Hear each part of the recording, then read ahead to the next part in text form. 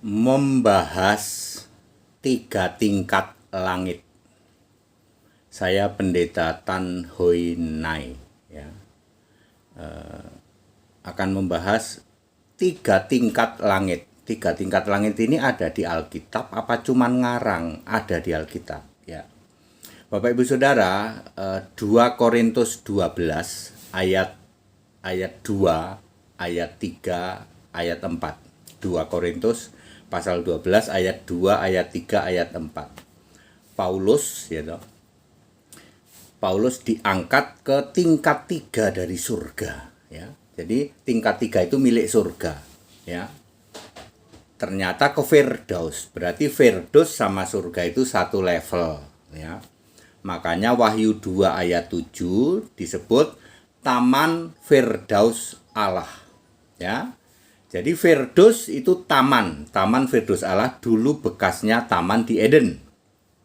Clear sampai sini dulu. Itu tingkat 3. Pak, lalu tingkat 2 dan tingkat 1 di mana? Tingkat 1 itu ada di Kejadian 1 ayat 20, tempat burung pada terbang. Itu tingkat 1. Surga itu bisa juga diartikan sebagai heaven. Memang bahasa Inggrisnya surga itu heaven, langit. Ya. Surga itu langit gitulah ya, langit tingkat 3. Tingkat 1 itu tempat burung pada terbang, ditandai paling batasnya itu awan. Ya. Yesus naik ditutupi awan, itulah batas langit tingkat 1 ya, tempat burung pada terbang lah ya. Terus langit tingkat 2 itu ada di Kejadian 1 ayat 17. Di situ tempat matahari, bulan dan bintang. Langit tingkat 1 sampai awan, di atas awan langit tingkat 2 ya, matahari, bulan, bintang. Segala planet-planet itu ada di tingkat 2. Itu miliknya bumi. Termasuk matahari, Merkurius, Mars, Jupiter, Saturnus, Uranus, Neptunus, Pluto ya. Kalau toh ada planet lain silahkan. Itu miliknya bumi ya. Jadi lapis 1 sama lapis 2 itu miliknya bumi, lapis 3 punyanya Allah. Langit ketiga atau surga tingkat 3 ya. Langit adalah tahtaku, bumi tumpuan kakiku. Kisah 7 ayat 49, Yesaya 66 ayat 1. Langit adalah tahtaku, langit yang mana? Langit tingkat 3. Ya. Sedangkan langit tingkat 2 dan tingkat 1 yang tempat matahari, bulan, bintang dan grupnya, kelompoknya dan burung terbang itu di bawah awan itu adalah miliknya bumi. Ya. Ketika nanti langit bumi itu lenyap yang disebut kiamat di dalam Wahyu 21 ayat 11, Wahyu 20 ayat 11. Wahyu 20 ayat 11, maka lenyaplah langit dan bumi dan tidak diketahui lagi tempatnya. Yang lenyap mana? Bumi daratan, langit tingkat 1, langit tingkat 2. Bumi itu bulat, langitnya datar. Makanya ada titik singgung yang disebut cakrawala. Ya, kalau bulat ketemu bulat nggak ada cakrawala. Ya, jadi langitnya datar, buminya bulat. Ya, seperti itu. Makanya nanti waktu kiamat lenyapnya langit dan bumi, langit tingkat 2 lenyap, tingkat 1 lenyap, buminya lenyap, bumi yang bulat ya. Allah bertahta di atas bulatan bumi, Yesaya 40 ayat 22.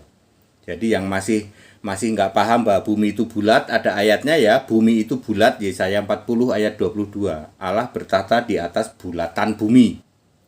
Ya. Oke, sampai sini clear.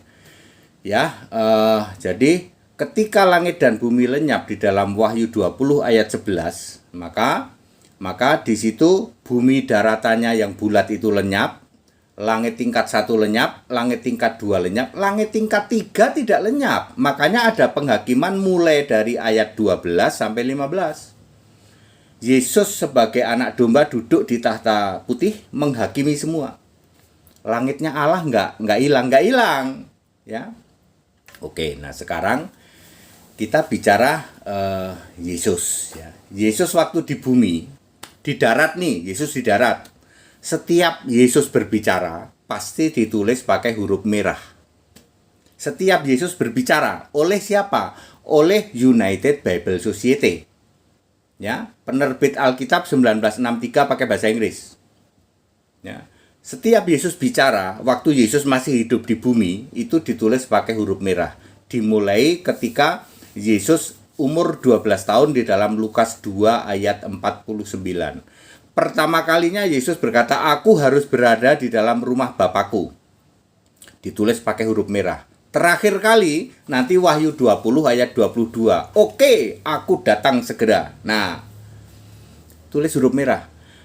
Yesus berkata langsung, ditulis huruf merah itu ketika Yesus ada di bumi dan ketika Yesus ada di langit tingkat 2. Bisa memahaminya bagaimana Pak Dede? Yesus naik ke surga, ditutupin awan di dalam Kisah 1 ayat 9. Begitu ditutupin awan tidak kelihatan. Waktu naik kan dia masih pakai jubah, masih berwujud manusia, namanya juga sedang menampakkan diri. Begitu sampai awan, nggak kelihatan lagi. Lalu siapa yang bisa lihat Yesus? Yohanes. Yohanes di Pulau Patmos lihat Yesus tuh. Wahyu 1 ayat 13 sampai 16. Di situ lihat ya, rambutnya putih metah, matanya seperti nyala api, ya, ada lidahnya ada sebilah mata pedang bermata dua. Wajahnya seperti matahari terik. Jadi bukan lagi pakai seperti manusia sebelum ditutupin awan, tidak. Dia roh, ya. Dia nggak langsung ke surga, nggak langsung ke langit tingkat 3, nggak. Dia masih di langit tingkat 2. Ngapain aja, Pak? Ya, ngapain aja? Yesus di langit tingkat 2 ngapain aja? Pertama, menobatkan Saulus. Saulus, mengapa engkau aniaya aku? Kisah 9 ayat 45. Ditulis pakai huruf apa? Merah. Karena Yesusnya masih di langit tingkat 2, miliknya bumi. Pertama, menobatkan Saulus. Kedua, dia berbicara kepada Ananias di dalam kisah 9 ayat 15. Ananias, itu kamu ke sana ya, ke si Saulus ya. Ketiga, ngomong sama Petrus di dalam kisah 10 ayat 15. Petrus, apa yang dinyatakan halal oleh Allah, oleh aku, jangan kamu nyatakan haram. Masih di tingkat 2, kan hurufnya merah. Terus nanti ketemu juga dengan Paulus juga. Di kitab-kitab Paulus ada 3 kali atau 4 kali ya, atau malah mungkin 5 kali yang hurufnya merah. Oke. Lalu memilih nabi di dalam Efesus 4 ayat 11. Jadi selain menobatkan Saulus, memilih nabi, rasul, pemberita Injil, gembala dan pengajar. Efesus 4 ayat 11. Lalu menurunkan kitab Wahyu. Masih dari langit tingkat 2. Wahyu pasal 1 sampai pasal 7 itu narasinya Yohanes. Yesus menerima wahyu dari Allah. Loh, kok Yesus menerima wahyu dari Allah? Kan masih di langit tingkat 2. Allahnya di tingkat 3. Allahnya juga namanya Yesus. Mudah sekali dipahami loh. Wahyu pasal 1 ayat 1 ayat 2 ayat sampai ayat 7, narasi Yohanes bahwa Yesus itu menerima wahyu dari Allah. Artinya Yesus masih di tingkat 2. Lalu Yesus ngomong di ayat 8 pakai huruf merah. Baru kita tahu, oh ternyata Yesus belum duduk di tata surga, masih di langit tingkat 2. Wahyu 1 ayat 8 ditulis huruf merah. Aku Alfa Omega, said Lord God, ya, yang sudah ada, yang akan datang, yang maha kuasa. Lalu Yohanes bernarasi lagi. Ayat 9, 10, 11, 12, 13, 14, 15, 16, 17. 17, 18, Yesus ngomong lagi. Masih huruf merah. Berarti masih di langit tingkat 2. Lalu Yesus menjelaskan tentang ketujuh jemaat di dalam pasal 2 dan pasal 3 kitab Wahyu. Semua ditulis huruf merah. Yesus masih di langit tingkat 2. Lalu Yesus duduk di tata surga. Wahyu 4 ayat 1. Kali ini Yesus berkata ditulis huruf hitam karena dia sudah di surga. Mari kemari Yohanes tak tunjukin apa yang segera akan terjadi. Yesus sudah di tata surga. Ditulis huruf hitam. Nanti diulang lagi di Wahyu 21 ayat 5, 6, 7. Yesus berbicara dari tahta surga. Makanya Yesus ditulis perkataannya pakai huruf hitam. Udah nggak di bumi lagi. Yang disebut bumi itu darat, langit tingkat 1, langit tingkat 2. Clear sampai sini? Jadi bukan soal sederhana ya. Ini membuat pemahaman Anda bisa blunder 2000 tahun. Anda tidak paham toh? Yesus berkata ini, ya Bapa, ya. Yesus Bapa dan sebagainya. Yesus nyebut-nyebut Bapa itu kapan? Ketika masih di bumi darat sama di langit tingkat 2. Kan dia belum duduk di tata surga. Makanya kata Bapa itu, perkataan Yesus tentang Bapa dimulai dari Lukas 2 ayat 49 terakhir di Wahyu 3 ayat 21. Habis itu nggak pernah sebut-sebut lagi karena Yesus sudah naik ke surga. Banyak orang tidak tahu, dikiranya Yesus ditutupin awan langsung duduk di tata surga. Tidak, masih di langit tingkat 2 dulu. Selama berapa tahun? 33 tahun. Yesus umur 1 sampai 33 di darat, jadi manusia. Lalu mati disalib, naik di atas awan, jadi roh. Berapa tahun? 33 tahun. Makanya kitab Wahyu selesai ditulis tahun 66-an. Sampai tahun 70 diganti menjadi bahasa Yunani yang disebut Septuaginta. Itu ya, Anda yang tidak mau memahami ini ya, Anda selalu berkutat di kitab Matius, Markus, Lukas, Yohanes, hurufnya merah semua. Yesus sujud pada si Bapa. Udah ketinggalan kereta. Kalau Anda masih mengimani ke Bapa, dijamin tidak akan selamat. Tidak pernah ada penyembah Bapa masuk surga dan Bapa tidak pernah sekalipun disembah. Nggak pernah ada Bapa itu kiasan Yesus Allah. Sekarang saya bicara Bapa. Bapa itu baru muncul di perjanjian baru itu Kisah 2 ayat 49. Terakhir kali nanti Wahyu 3 ayat 21. Siapakah Bapa? Banyak orang tidak tahu, ada ayatnya. Bapa adalah kiasan Yesus Allah. Di dalam Alkitab disebut proverb. Jadi Bapa itu bukan Allah, bukan. Yang jadi Allah itu Yesus. Karena Yesus sedang jadi manusia di bumi, lalu Yesus memakai kiasan dirinya sendiri Allah di surga dengan Bapa. Kenapa Bapa? Kenapa tidak yang lain? Karena Bapa ini sudah familiar di Yahudi. Andaikan Yesus itu di Jawa, dia akan nyebut Gusti. Karena Gusti familiar di Jawa. Karena Yesus itu di Yahudi itu familiar Bapa. Siapakah Bapa bagi orang Yahudi? Orang Yahudi itu boleh memanggil Allah itu Bapa di dalam Yesaya 63 ayat 8 dan 9. Yahweh, engkaulah Bapa kami. Tapi syarat Bapa ini, engkaulah Bapa kami, namamu ialah penebus kami. Kalau Anda membaca kalimat ini, orang Yahudi memanggil Allah itu Bapa, tapi syaratnya Bapa ini harus penebus kami. Siapakah dia? Yesus. Jadi orang Yahudi yang asli, yang bukan Yahudi yang tercemar, itu percaya bahwa Bapa itu adalah Yesus. Panggilan untuk Allah yang namanya Yesus. Ketika Yesus datang jadi manusia di bumi, ada 15% penduduk itu percaya Yesus, tapi selebihnya mah nggak percaya. Cuman 70 murid, 12 murid, 4.000 yang ikut makan, 5.000 yang ikut makan.